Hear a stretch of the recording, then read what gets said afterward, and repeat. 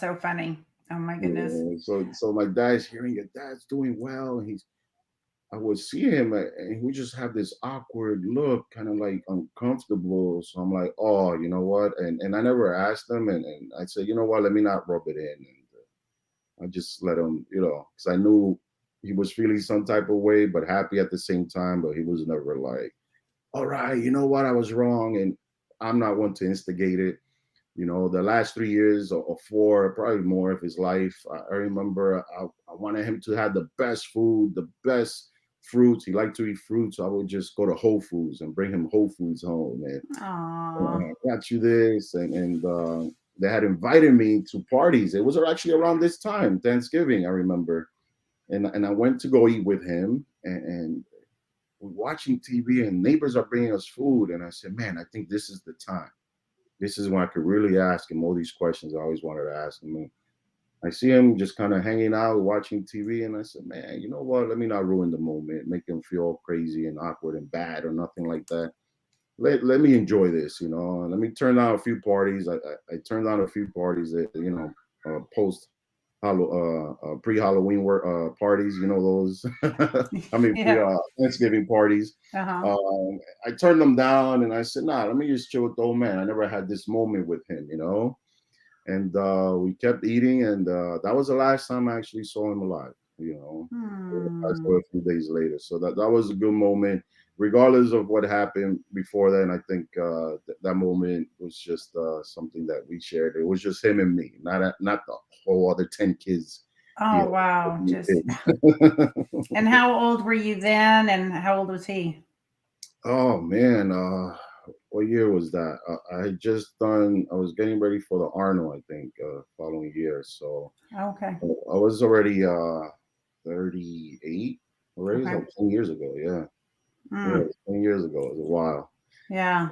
But those moments again, my father grew up tough. So if you put yourself, like these kids that just say I had a rough childhood, like listen, there's a lot of bad childhoods out there, and we are inspired by people that do great. Mm-hmm.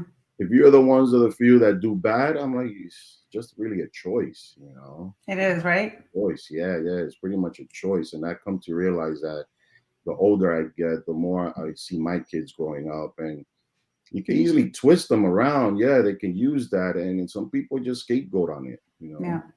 Well, one of the things that I've heard recently a lot, and I don't know why, but it's I'm a faith filled girl, so my pastors talked about it recently, and I've heard about just different people talking about issues, and it's like the best F word ever is forgiveness, Yeah, and it's a choice, right? It's a choice, and it just sounds like you have probably had to do a lot of that over the time with your dad, and not having that connection with him growing up, and him damaging your things, and it sounds like abuse. And man, I don't know, how do you feel about that? Do you feel like you've forgiven your father? And it sounds like, as an outsider, it sounds like you've always been a forgiving person to him. yeah. I um never use those words, but I have to agree with you and say yes. Because I remember still asking myself that question: Is this the right time to ask him? I said, you know what, we're good. Like I'm not even mad at him. Aw. Like, It we're would good. have been nice, but you wanted to just enjoy and Yeah, savor that moment. And exactly. man, you've got a great heart, Victor. Like, just to be able to let bygones be, whatever he had, whoever he was, whatever his issues were, you didn't know, but you just loved him Yeah, as he was, unconditionally. It sounds like yeah. You very. you know what it is, man. I really think I actually needed a beating though. And I'm not. It's not like some Stockholm syndrome where you. But even today, like, kids would be like, "Oh, my dad, he didn't pay any attention." They would make excuses up about why they're like they are, or why they're so wimpy, or Exactly. why they're so depressed, or whatever, right? Listen, and again, it's just when you want your kid to do good, but not speak to him, it's kind of hard for the kid to do good. So my thing Right, was right. just I got into trouble because only my friends spoke to me, and I had to be in the in crew, and even though most of the trouble was caused by me. I was, yeah, I was the explorer, and the guy just like, hey, listen, my father don't really pay attention to me. Let's get on the subway, and we would get on the subway to the end of Brooklyn, Queens, and come back to the end of Manhattan, and we do this for about 3 hours and go home and show up for supper, and the parents will never say, "Hey, where were you?" I'm like, well, I know the train now. I know the 8 train. I know the 1 train. I know Yeah. the F train. I know pretty much the whole entire train system in New York City. I could get Oh anywhere. my goodness. Oh Yeah, my yeah. And that goodness. was by the age of like 12, you know. Wow. And I think in one of them, and this is just me being an explorer, you know, because Hmm. I knew there was a bigger world. And even to this day, right now I'm 48, there's guys in my neighborhood that never left the neighborhood, Wow. you know, because again, their parents would be like, you'll be nothing. They'll start believing it, you know. Hmm. The difference where I came out different was because I think the doubt and the dare was more of like, you tell me what I can't do and I'll prove you wrong. Hmm. And that's how I treated my father. You know, he would just Hmm. you won't get a better job. I'm like, man, he said I won't get a better job. You know I'm what? gonna get a better job. Yeah, get a better job and show him the check. You Hmm. know, which Oh, was, you know, yeah, I would, hungry for his approval. yeah, yeah, and I would just kind of show him, Wanted to make him proud, and yeah, yeah. So, and again, that's something I would do between him and me. I never told my sister, yeah, I'm going to tell him I got a better job. Yeah, I'm going to tell my mother, I did this, or my brother. It was just him and me. It's like, look at this. I just got this. I'm getting paid such and such. And he's like, wow, that's great. How much you gonna give me? You know, I wish I would wow. have gave him more, but my dad was never. He didn't care for anything as far as goodies or freebies or this and that. He just wanted you to be okay. Did your parents or family members ever come to your shows? I'm so happy, so happy. My mom and my sister, they went to the nationals, Hmm. and that was the first show ever that they made it to. Before then, it was just friends. Any amateur shows I did, you know, again, I didn't travel, so I don't know how you turn pro. I It was just local shows. I Hmm. could I could walk to most of the shows, and I think one of Okay. them I had to rent a car because it was in Jersey. Okay. And Jersey is all driving. Hmm. So, I remember when the Nationals came, they were on 34th Street. I was living on 54th Street, and You can I walk there. walked. Yeah, I walked to the show, and I remember my mom came, my sister came. So that was for me. It was. I didn't feel the pressure that they were there, but I felt happier when they were there. And I Hmm. remember winning it. My mom never liked to eat out, so she would just go to the show and go straight home. And then I was so happy because the next show I won from the Nationals, I didn't win any shows after that until 2003, working with 𝗬𝗪cie HISHO, Okay. the New York, the Night of Champions. Okay. And my mom and my sister, both of them, rest in peace, they both made it. And it was just, I would say, the happiest and the saddest moment. The worst thing I did was bring my girlfriend, because I invited my family. I think the biggest screw up was inviting my girlfriend over because Hmm. they're so fixated on you and keeping you away from people where I knew and I should have known better.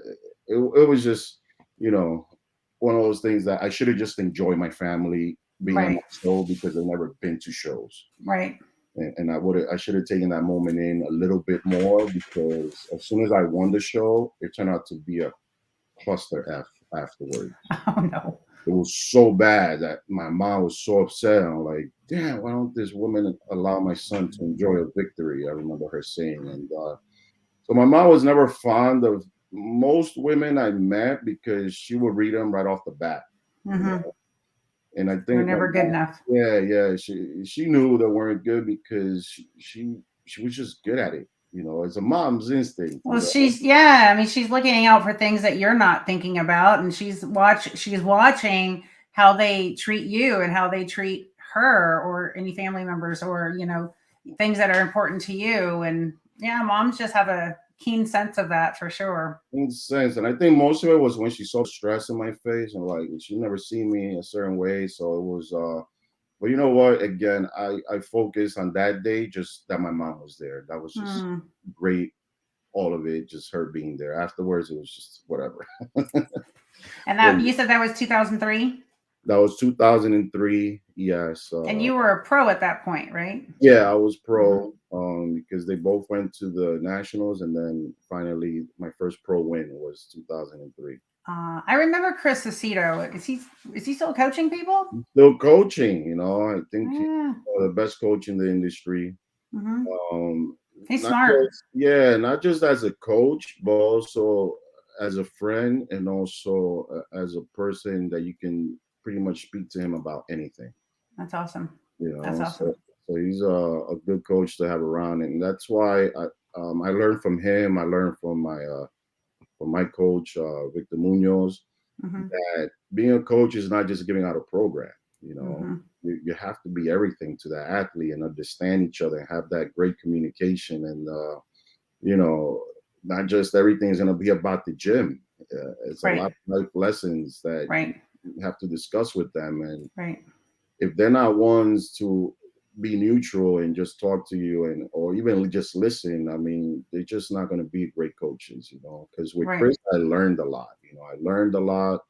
I'm able to coach because I learned from him. I'm able to coach because I learned from all the great coaches I have, Mm-hmm. and I've had, Mm-hmm. so I think that's very important.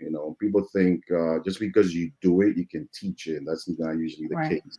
Right. No, teaching is a very specific thing. Being able to share details and intricate pieces to the process that you've had to do it, and you have to know how to teach it. It's not just, it doesn't just come natural for a lot of people to teach anyways. Yeah, it doesn't, and I They think have to care about other people too.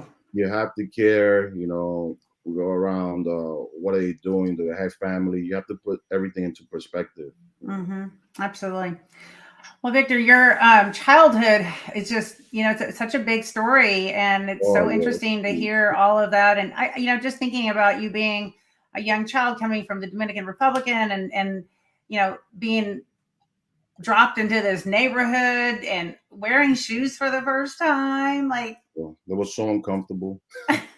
or y'all, I mean, in the Dominican, is just people go more barefoot, or is it just that they're, I don't I mean, is that, or is it because of income and no shoe opportunity? You said you Pretty were much, raised, yeah. pretty much income.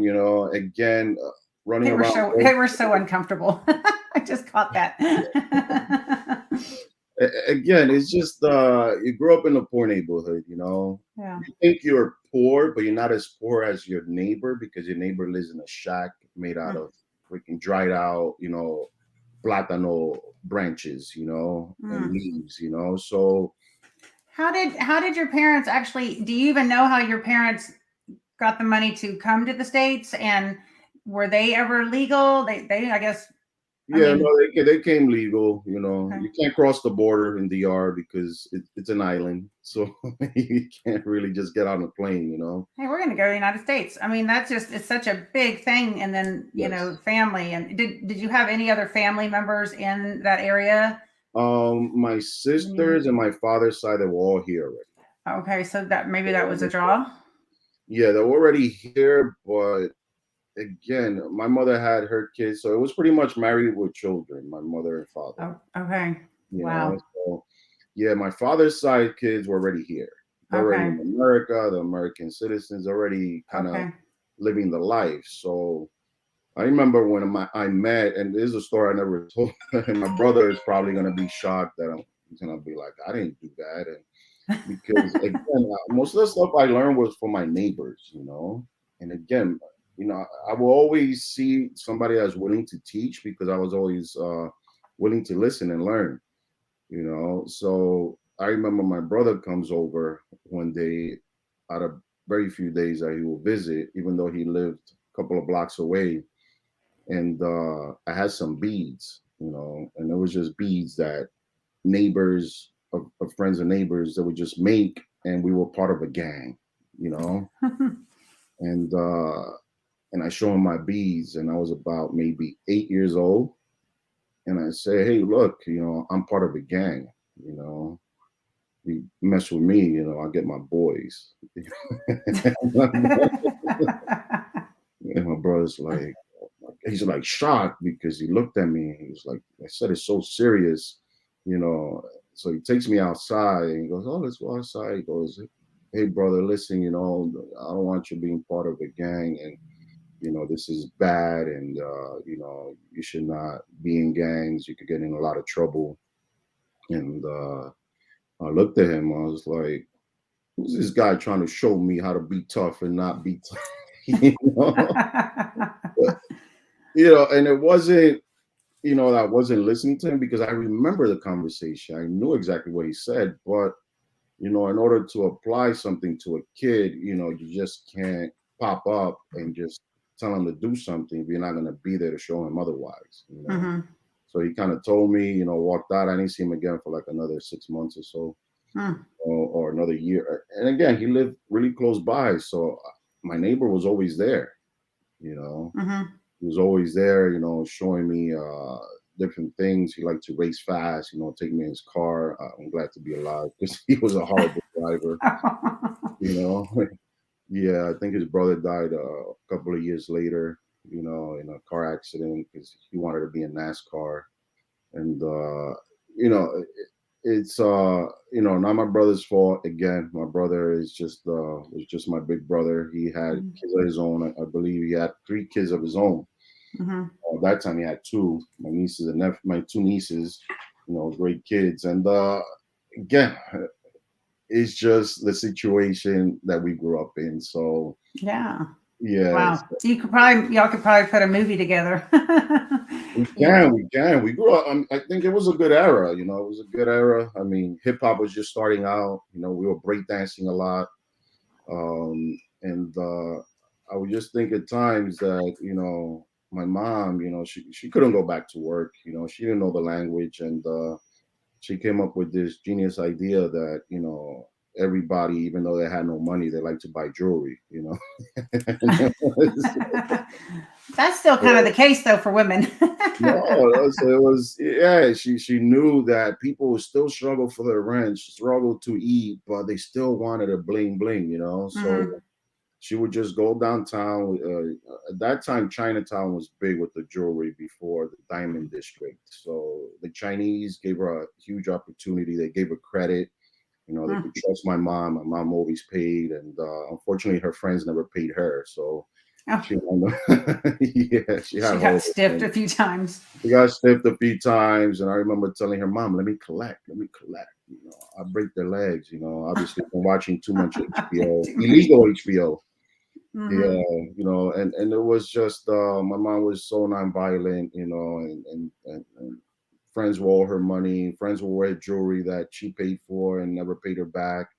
You know, also the Jewish community helped my mother a lot too. They give her a lot of credit in buying well, bed sets and sheets and towels, and Wow. I think I still remember this place. I try to go back just to tell you know, tell the guy, say thank you to him. Mm-hmm.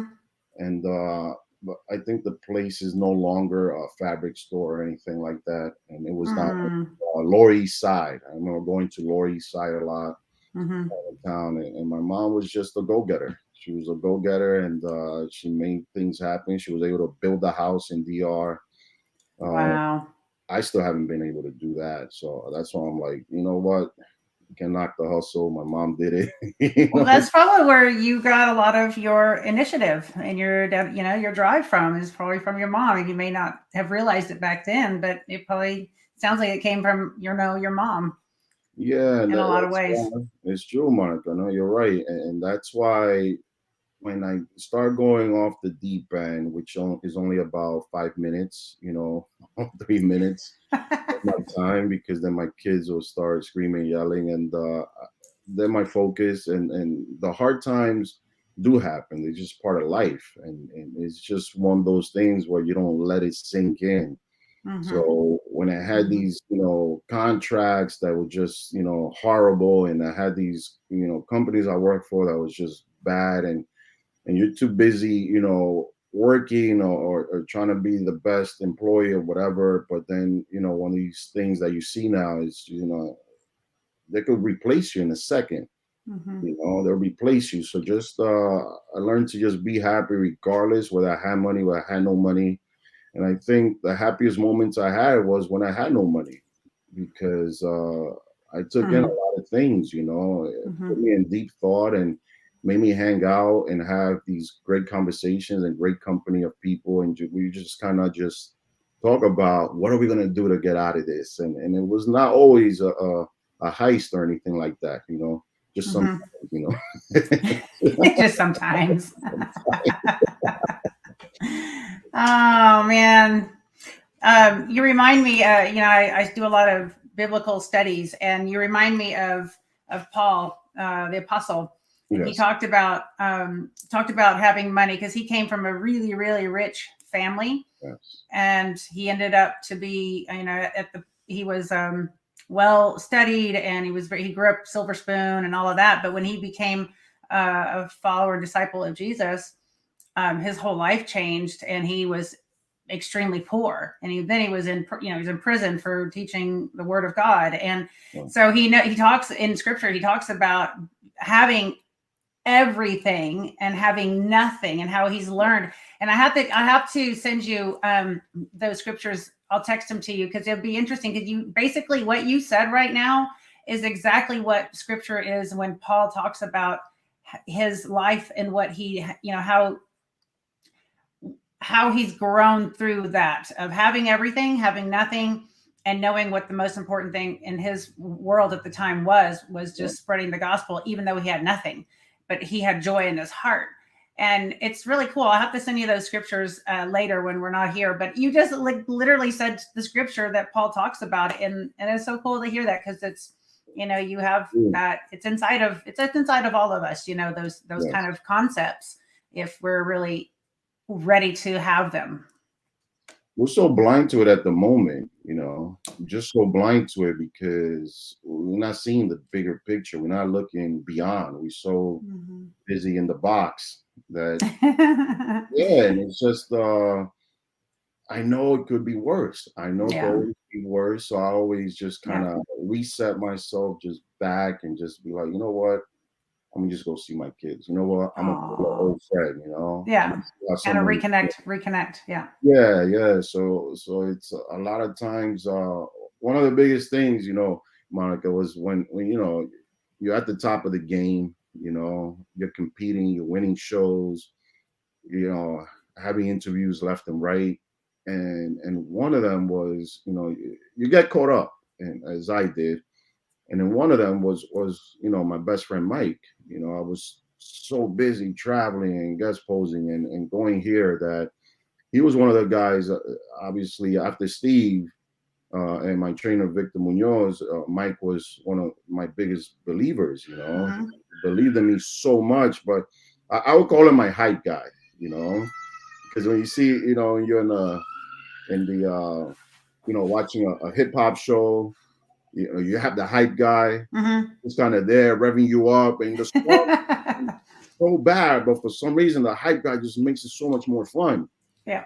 You Yeah. know, so I would be dragging out, dieting, and Mike would just look at me and be like, "Wow, you look great. You're gonna be the best." Aw. And I'm like, what's this guy talking about? You know, I look flat, I'm not full, but he just saw the bigger picture. He made everything, you know, so much more fun, so much more worth doing Hmm. that, you know, you wish you would have just said, you know what, I'm gonna skip 3 days of working out and just go see him.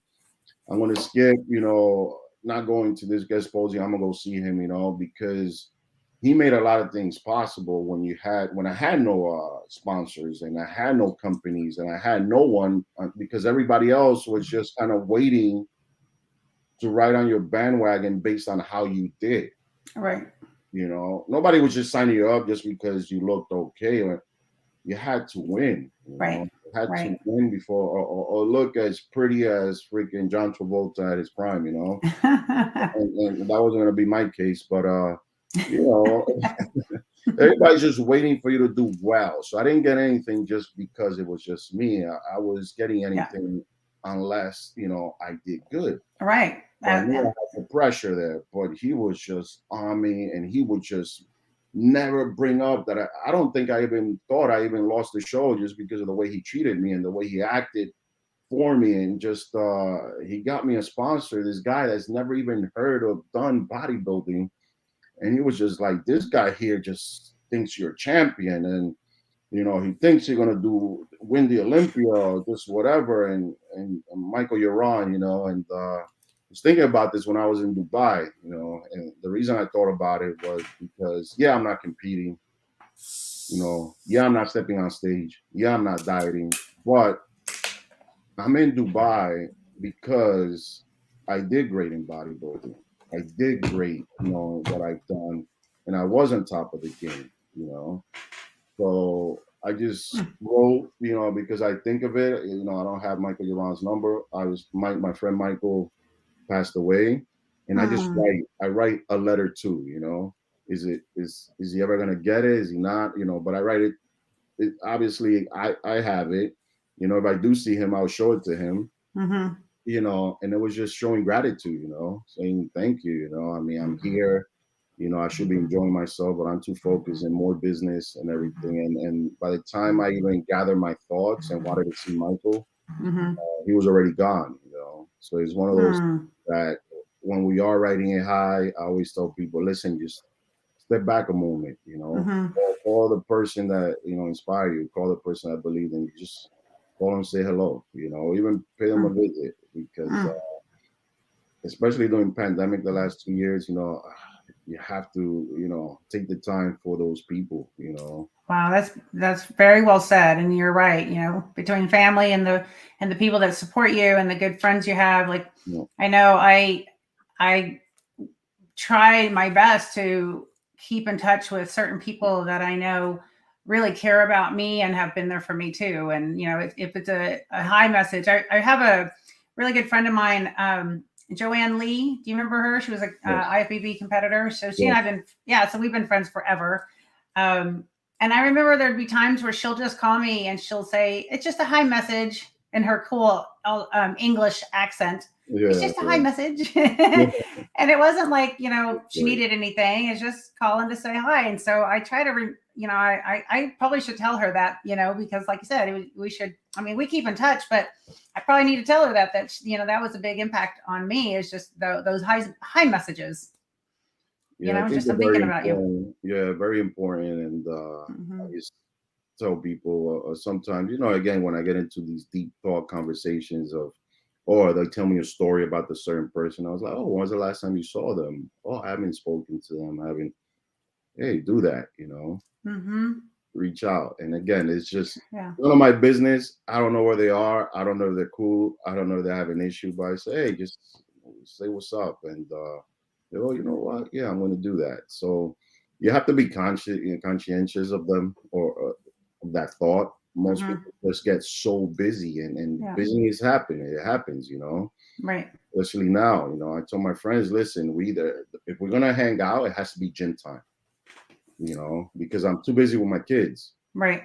Right. Obviously, unless it's some kind of work meeting or anything like that, there is no just hanging out time. It's just unfortunate that that's where we are, and that's what it's become. Hmm. But you have to take time, for those people, significant people that made a difference, and that's what we have to do. And I'm not saying it's easy, Right. you know. It's just it could be just that phone call, like you said, like that text you got, Hmm.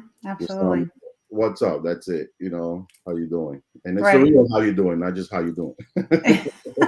I think How are that's you? one of the questions that I don't like when you're passing somebody and they're like, because I say hi to everybody, Yeah, and if I do ask a question and there's time actually for a response, I think that's the issue for me, is that people will say, "How are you?" and they keep walking, and you're like, I no, don't even answer that. Like, that's more like a if there's time for a connection, I like to ask people, well, "How are you today?" yeah, Or something that's very specific, because sometimes people are so overwhelmed with such a big thing. Sometimes it's they can't formulate a good answers. But yeah, I don't like the "How are you?" question unless it's like somebody like legitly wants to know, and and sometimes people just say yeah. that instead of saying hi. But, No, they would say, "Hey, is everything okay?" I was like, if I say yes, I'll be totally lying to you.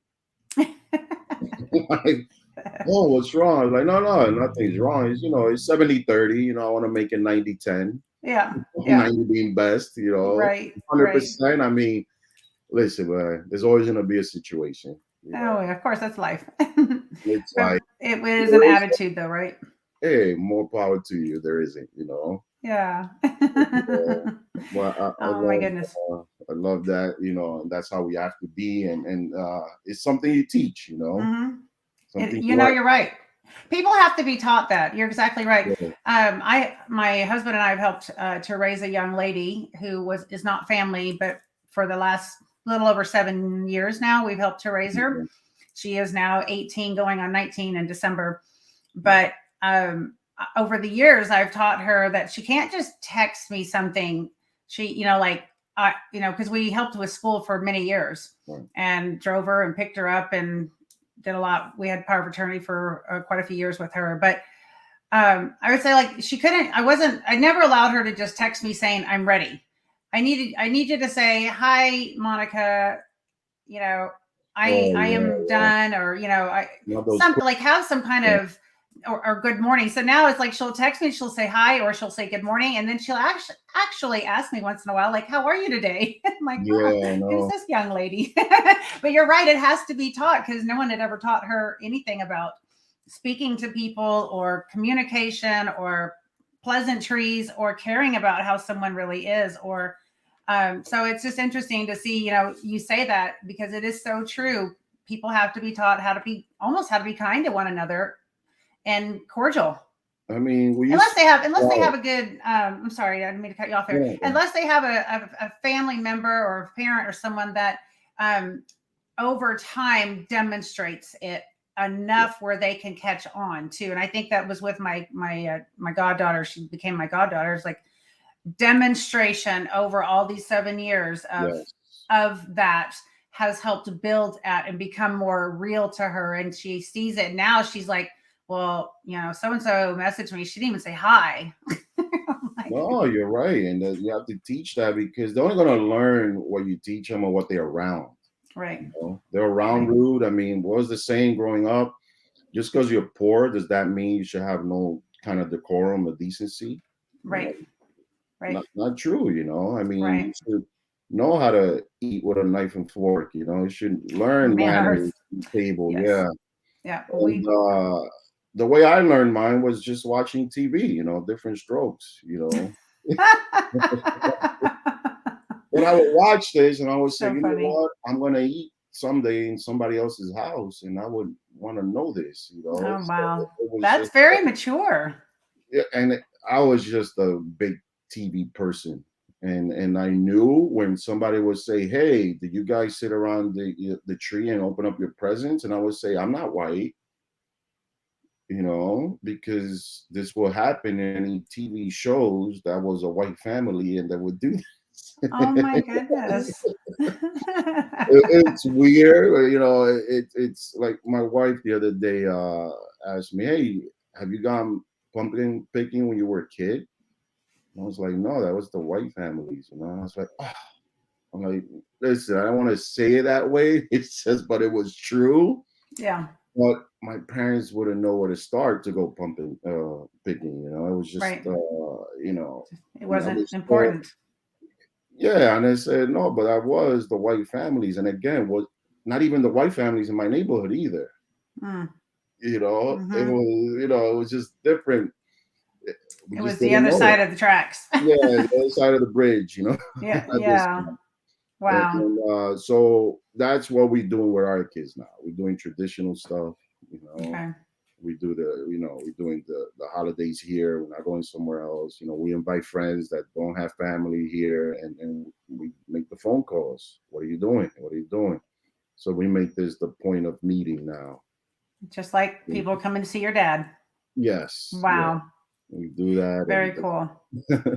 Very cool. Hey, Victor, we're going to take a very quick break right now. And when we come back, I want to hear more before we dive in. I want to talk to you about being a dad, but I also want to talk to you a little bit about your competitive and your stage and all your, yes, your awards there. So oh yeah, we're going to take a really quick break. You guys don't go anywhere, and we'll be right back with Victor okay, Martinez. okay, perfect. Yeah.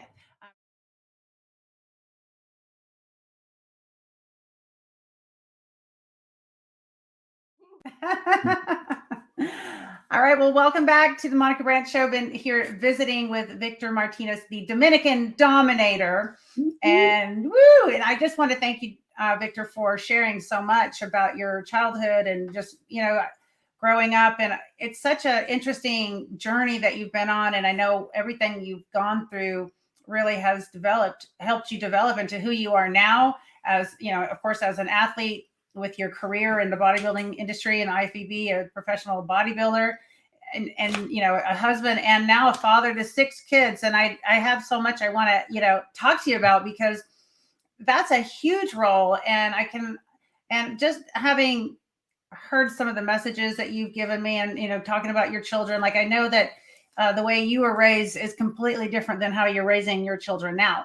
And, I'm sure a very loving environment and caring and communicating and teaching and all the things that you didn't receive growing up, even though you still have a heart for your dad and your mom and really admire. I think it felt to me, listening to you, like you admired your parents, and you respected and honored them, even though your childhood was not as loving as it could have been. But it's really impressive and admirable and heartwarming to hear how you speak about your parents in such an honoring and loving and caring, forgiving and way. And I think that's admirable. So thank you for sharing all of that. Of course, man. Of course. All right. Understand. That's all. Mm. Yeah. So, okay. So you ended up, competing all in the local shows, winning, and then you went on to win 2 Arnold Classics. That's huge. Yeah, Arnold's the man. Oh my gosh! Like, that's the best part. Those were awesome shows. I came in second. I don't know how many times at the Arnold. I never got to win one, but I came in second a lot. So what a great show to win. What years were those 2 wins? 07 and 11. So I guess I do great in odd years, Right. Okay, so 07 and 11, and then you came in second at the Olympia one year, correct? Yeah. And what year was that? And who was that to again? 2007. Yeah. Okay. I'm still getting posts on that in social media, and it's great because it was one of those shows that you got ready, and it was the perfect storm. It was like perfect prep, the training, the dieting, just the sleeping, the way I woke up, the way I would go to bed. It was just my daughter was born that year, I can name every one of my kids. I can link them to each one of the shows I've done. That's good. That's fun. Everything was perfect. I mean, the stage, the lighting, the fans, except for the win, it just didn't happen. And it was just, it's what happened when you're doing a muscle bound pageant, Right. I've never heard it put that way, but you're right. Muscle bound pageant. It's subjective, Monica. You could have won. I watched your shows. I watched, the Arnold. Obviously, not in pay-per-view, not online because they didn't have it back then. But we'll watch I would see the pictures in the magazines, and I would definitely rate you. You were definitely one of the ones that was ahead of her time, and that was you. I think you competed in 2 different categories too, right? Fitness and figure. Fitness and figure. Yeah, I remember it like it was yesterday, and it was just you were ahead of your time. I will almost think you were in your 30s, and not just because of it wasn't because of the way you looked. It was more because of your interviews, your articles, and just I would think you were so smart, because where you are now, where you were at that time, most women won't reach until they were in the 30s. You were doing that in your early 20s. If I'm correct, right? You must have been like 21. 22. Well, I started competing when I was 19. Yeah. So and I competed up to 46. So 26, almost 27 years I was on stage. Yeah. And I would look at that and I'm like, no, she can't be. And I would see when they would put down your age, you turned pro young too, right? So I was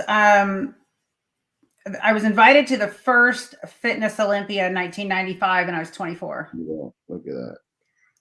Yeah, You that know, was just cool. like, But this yeah. is supposed to be about you. No, yeah, I mean, you gave me the interview. I mean, it's just I'm still in awe that it's you because I was a big fan of yours. It's just Aw. and again, yes, I'm a bodybuilder, but I'm more of an athlete supporter, and what you were doing was just great things. And Well, I that's, appreciate that. It's that's definitely, no yeah, worries. thank you. Women love you, you know, Aw. and guys, Thank of course. We're thank not you. mentioning them. You're very kind. You're very kind. So, okay, so when did you stop competing then? Was it after, because you did 12 Olympias? Yeah, I did 12, and I did my last Arnold last year, 2020. Oh my gosh. Okay. So you stayed on. Yeah, and actually after that, Arnold, I think that's when did I see you that year? No, the 2019 was the one I saw you Okay. in at the 2019. gym. Yeah, 2019 at the gym because we didn't do the gym in 2020 because everything Yeah. was closing, everything was shutting down. Yeah. Yeah. Yeah, so yeah, So I was 2020, one you did the Arnold, and you said 2020, 2019, 2019 you did the 2021. Yeah. Arnold. Oh my goodness. Okay. And then And that was what, just because my client said, I don't think you want to compete. I don't think you compete anymore. And I was like, of course I can. oh no, now it's going back to you tell me I can't do something, I can do Well, it. that's I love a good challenge, but he didn't understand. I didn't compete because I felt no reason to compete, and also I didn't want to finance my competition with my low income, because I'm spending all my money on my kids. Right. Um, Right. I didn't want to take time away from them. I took away a lot of time from them many times, many years, and I just felt I don't know if I want to compete is because one I'm having fun or two I'm making money, Right. and those things weren't happening, so the fun part and the money part wasn't happening. So he said, you know what? Well, if I paid you to compete, would you do it? I was like, certainly would, because I surely will have so much fun. And if I did any shows, it will have to be the Arnold, Hmm. because you get to see Arnold, and it's just one of those shows where you're treated the best as an athlete. Right. I mean, Right. people can try and argue that they can try it again, but I agree. and it's just when you do a show that's run by a bodybuilder, ex-bodybuilder, it's always going to be better. But at least Hmm. if, the producer of the show knows how to, the promoter of the show knows how to, take care of the athletes. That's Hmm. very important, and Right. Arnold does that. Or his team does that. Right. Well, it's a combination, right? Combination, exactly. Yeah, I agree. That's a great show. And it's so different. I'm assuming it's so different now. Like I haven't been to the Arnold with, how they moved it this year, and it Yeah. just, I hear they're moving it back to the previous It's going normal back to time. Columbus, Ohio. It's Good. going back. Good. I know they moved it from early this year, from March. They moved it into October. So you Yeah. What was have, it? 2 weeks before the Olympia or three? yeah, Yeah. yeah, a couple of weeks before the Olympia. But you know what? The show must go on. And if anybody's going to make the show go on, it's going to be Arnold and his people. And he made it happen. And I was happy they gave me an invitation to show up and do a seminar with him. That's great. Yeah, Yeah. unexpected. It was just, I can't say no to that. No, of course not. Did you have fun getting on stage then? Because you said you didn't want to compete if you weren't having fun and you had to pay for it. So you didn't have to Oh pay for no, it. Did you have fun? I had fun. Good. I took my client's money, and I got ready. But I told them, listen, I'm going to do it, but I'm not going extreme. Yeah. And by extreme, you will know what I mean without getting into Well, detail. you need to protect yourself. You've got children. You need to be Exactly. conscious of, yeah, your health. Yes, yes. I'm not gonna do an unbelievable like Ronnie Coleman, and I'm gonna do it, and I'm not gonna cut too much corners. It's just I'm not gonna do the supplementation Hmm. as you know Yeah. you got to do it. I'm just not just gonna do that, but I will not let up on my training. I will diet as hard as I can, and I Yeah. will not miss a workout, or a Yeah. meal, Yeah. because you still have to go through the upper prep, and I think I look good. I mean, my fans think I look good, but I always think I look good. But that doesn't count. No, I represent it. I represent it. Yeah. And You did the best you could with what you allowed yourself to yeah, do, well, allow and myself within to. certain boundaries and parameters, and then you had fun. And it sounds like it was a great opportunity to just get back on stage and have something to, strive for. And it probably inspired a lot of people by that. Yes. Yeah. Your It's kids just probably got to come possible. see you.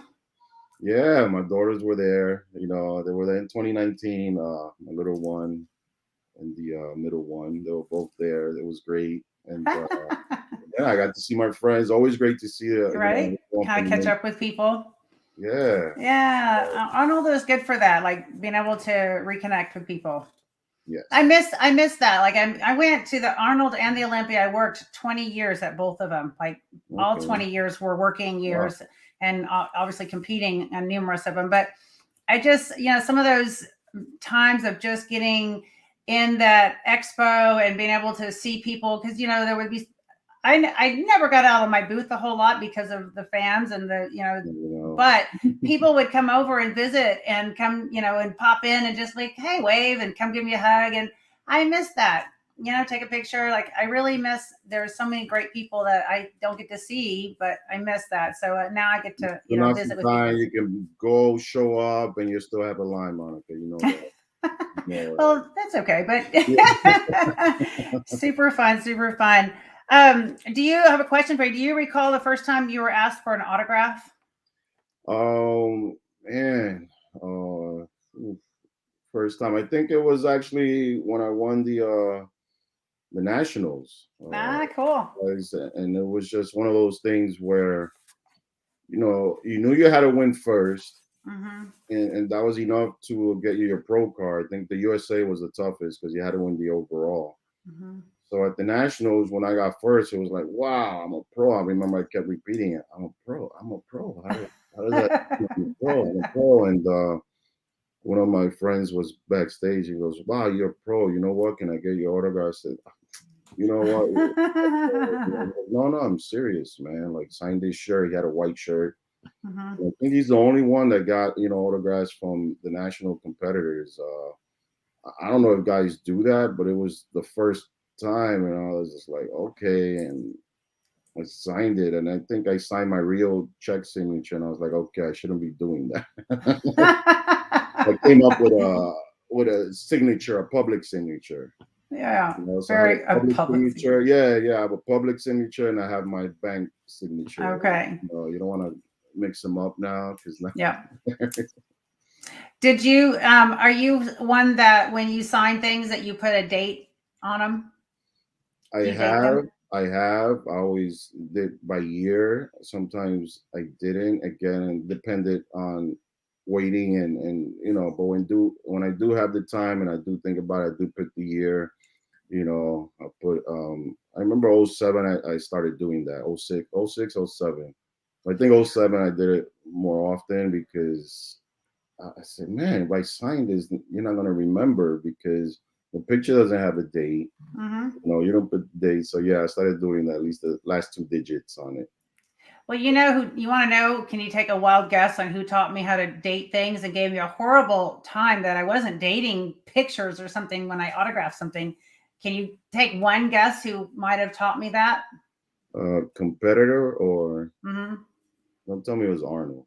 No, no. That would have been great. I used to work with them all the time. I don't know. I guess it was like we worked, we did an appearance together, and then it just seems like promoters used to bring us in together a lot. And so I got to know him really well. Nasser El Yes, so somebody. somebody. Oh my lord, Yeah. he's the We worked best. together all the time. And I remember he used to always, it was a big competition for him because he would be like, how much did you make tonight? In his Yeah, big yeah, voice. How yeah. much did you make? And he always wanted to try to outsell me or something, and how much cash did you make? Because we would, you build back then you could sell Yes, yes. pictures and t-shirts or whatever. Well, Mhm. I certainly enjoy hearing all of this, and I want to know, I want to have you tell people where they can get in touch with you, and how they can find you. Okay, they could definitely get me on Instagram. Again, I go in, I check real quick. You can email me, 𝗬𝗁𝘂𝘂𝗁𝗲 at Yahoo. My Instagram, or you can reach me through a TikTok. My wife runs that. Oh, That's not okay. a TikTok. I have Facebook, but I don't communicate through there because it's just nothing is serious on Facebook, from what I gather. I don't know who's real, who's not. So I Yeah. do this thing. Somebody reaches out for a job in Facebook. I say, okay, you know what? Touch your nose and give me a bicep, and I'll see if that's you. Oh my gosh, that's funny. Yeah. Well, you didn't ask me to do that, thankfully. Good thing you Oh trusted my, me. it's you, of course. Come on now. That's So we great. go old school. We do a phone call. We do the face to face. I know it's you. Most people want to hide now. They say send me money. I'm like, but your freaking, avatar is a happy face. I don't think that's you. Happy face. All right. Well, I have certainly enjoyed all of our great conversation and learning more about you and your childhood, and I love your heart. We're gonna have a little bit of fun right now as we close out our time Yeah. together with rapid fire questions. These are Okay. Let me yep. see if I'm ready. Okay. Oh, let's go. There's 10 random questions. Okay. And are you ready? And just so I am not a real fast person, You but listen to these questions ahead of time, right? oh no. No. Wow. The first thing on your brain. Yes. Okay. Favorite type of vehicle, and do you always wear your seatbelt? A type of vehicle? What's your favorite type of vehicle, or what do you drive? I have Are to you driving drive your 4x4s because it keeps me from speeding. Okay, that's good. And you Yes, always wear keep your me from seatbelt. speeding, and yes, I'm getting better at my seatbelt again because I only put about 10 miles a day in my car. That's it. Because you can walk everywhere. Pretty much. Okay, what is the best exercise for the glutes, and is it different for men or women? Oh, butt blaster. Can't go wrong with the old school butt blaster, All Okay. these extra, machines and exercises for the glutes, just taking you around the block, don't need them. Butt blaster and squat. That's it. All right. And same for women and men, either way. Same for women and men. We have the glutes. All glutes are created equal, except for how they build. That's great. Okay, what side of the bed do you sleep on? And between you and wifey, who makes the bed mostly? Okay, we're facing the bed or facing out the bed. I'm on the right side. You're laying up. If you're laying and looking up Okay. at the ceiling, you sleep on your right side. On the right side. The right side is not always the best side, but it's a good side. And who, out of you and wifey, who makes the bed mostly? I would have to say she does. But lately I have been. Okay. Yeah. So, okay, this is just a stupid little side note and question for you. I'm someone, and I have there's 4 usable pillows and 2 pillows that are like just, that with the kind of fancy covering, and you don't sleep with them. They're just there for display.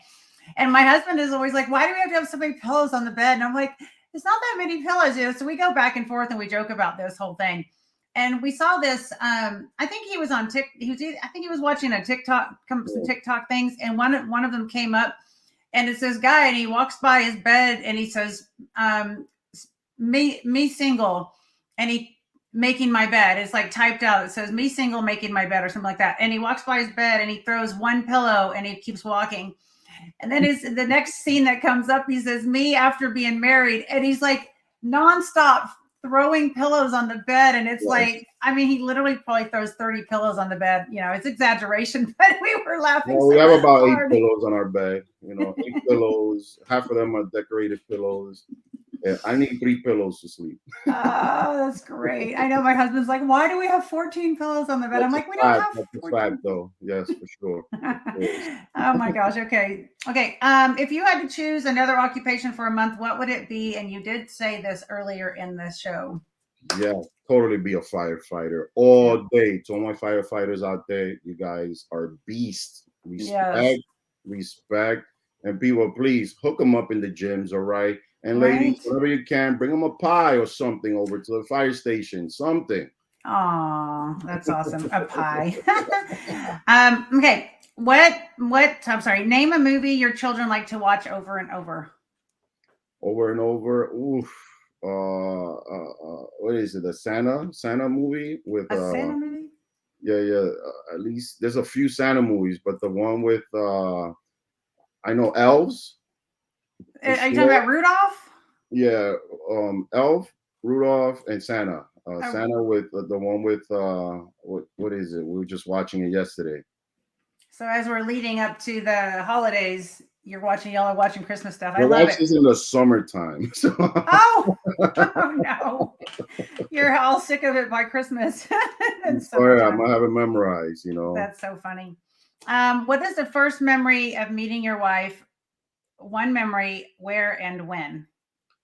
Actually, before we even started dating, we met a number of times. Okay. I can remember just maybe 2 times. Yeah, but the first time was at a photo shoot in Vegas, in Gold's Gym, and I was lit at the photo shoot. I remember she walked in, and I was like, "Damn!" But she said, "You said the same thing the 4 times you met before we went out." Damn. Well, you're consistent. Yeah. That's so cute. I'm sorry, one of my question here. What's your favorite type of dessert, and do you share? Apple pie, and no, I do not share. I get you your own. So if you leave any, I'm gonna take that too. I mean, that's the true bodybuilder fitness mentality. We don't want to share. We Get want your our own. own. Get your own. Get your own. Please, please. I totally agree. I'll treat you. Okay. When showering, do you wash behind your ears and in between your toes? Yes, I'm very adamant and consistent with that. I have to. And please, people, do it, because you never know when a guy's gonna start licking your ears and you have crust back there. It's funny how many times I've asked this question, and I've had guys be like, I don't wash my toes. And I'm like, well, how do your toes get clean? And like, well, the water just runs down through them. And I'm like, you gotta scrub them. And so they're like, okay, I gotta scrub my toes now. Thanks. I'm all in there. I'm like in there because I change my socks every day, and if you get sweaty feet. Yeah, you gotta wash your feet. Oh. Name one of your family's holiday traditions. Traditions. Which one? My sister 𝗬cie. She has all the traditions in her house. She loves the Thanksgiving. She definitely Halloween. We have to throw Halloween because her birthday's on Halloween. My daughter's birthday's on Halloween. Okay, so y'all have a big birthday celebration. It must be a Halloween party always. Nice, always. And have some cake and everything. Cake always got to have the cake. Dominican cake with guava inside. Ooh, that sounds good. Okay, last question. If you could only prepare for a show using either exercise or diet, which would you choose? Exercise all day. All day. Because you get to eat whatever you want. You have no choice. More and get in shape. Yeah.